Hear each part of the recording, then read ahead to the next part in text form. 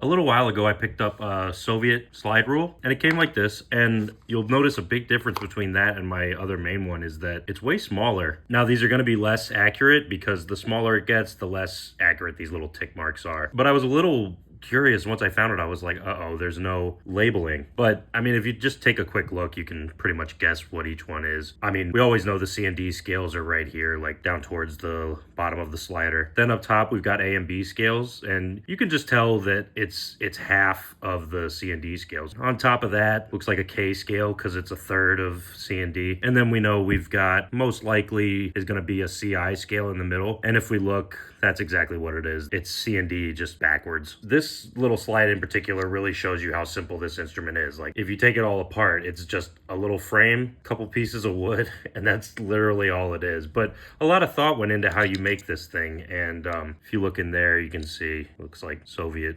Union stuff, but really cool, really fun to just see, people using even something smaller just to do simple calculations back in, I don't know, this is probably the 50s. I like to think that it's somebody was using this to figure out how to get to the moon during the space race. Here's all the trigonometry scales if you flip it around. But yeah, that's basically it. This just slides right back on there. And get to know your slide rules and see how much history there is really involved in this little thing.